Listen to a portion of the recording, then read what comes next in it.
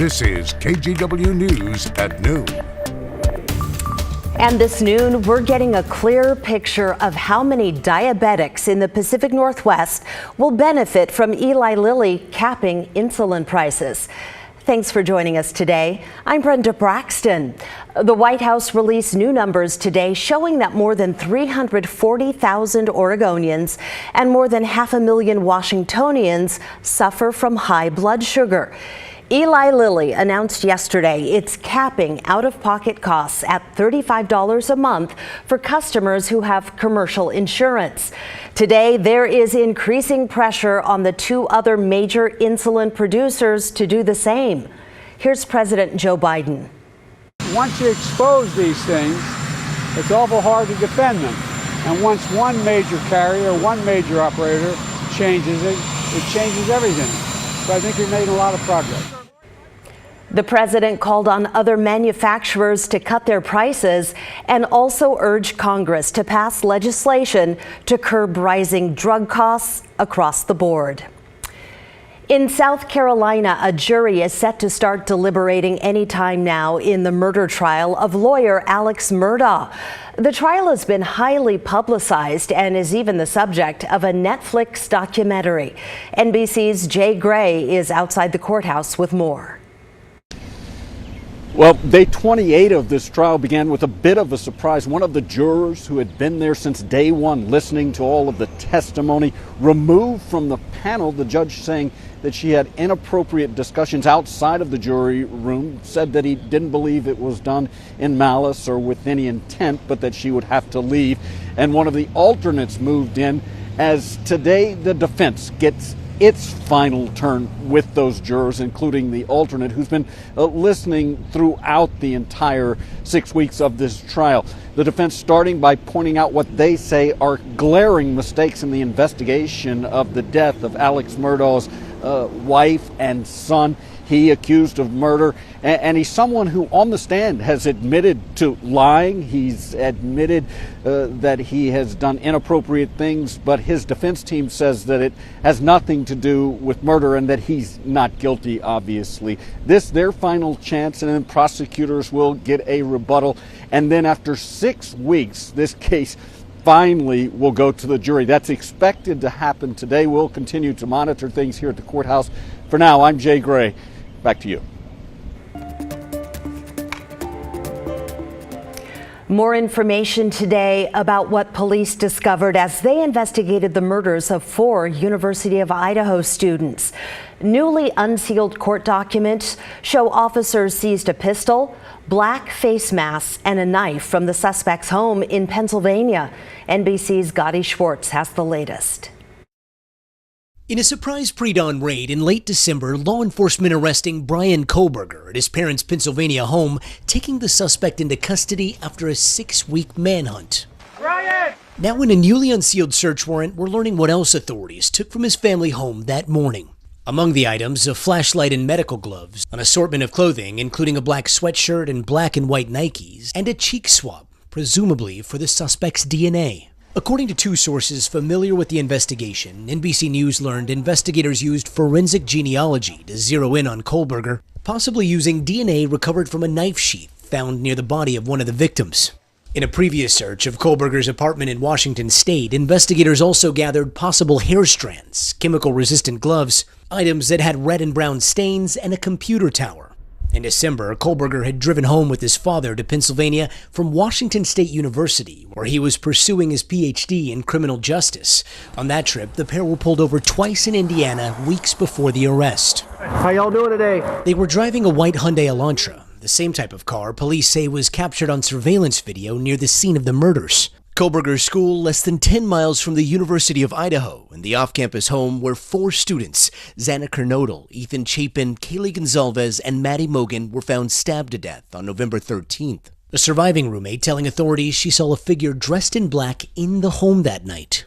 Now Kohlberger is awaiting trial on 4 counts of first-degree murder. He has not formally entered a plea, but has said through a former attorney that he believes he will be exonerated. Meanwhile, the community of Moscow, Idaho, is trying to move forward.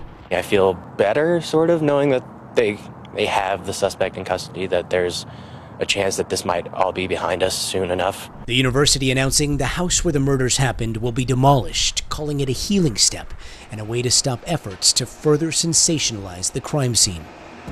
That was Gadi Schwartz reporting. Activist Erin Brockovich is in East Palestine today for a town hall about the Ohio train derailment. She spoke to reporters before that meeting about environmental fallout from the derailment. Brockovich also talked to residents about how it's affecting their health. So far, almost 2 million gallons of hazardous wastewater and 700 tons of solid waste has been hauled out of East Palestine. Also, a rare find in Egypt. The Great Pyramid of Giza is revealing some new secrets. Officials announced they've discovered a hidden corridor. It's 30 feet long and it's right behind the pyramid's main entrance. Experts use 3D mapping technology to find that new passage. And a major winter storm has closed Yosemite National Park in California. Some areas have received up to 15 feet of snow. Wow, look at that video. So far, no date for Yosemite to reopen.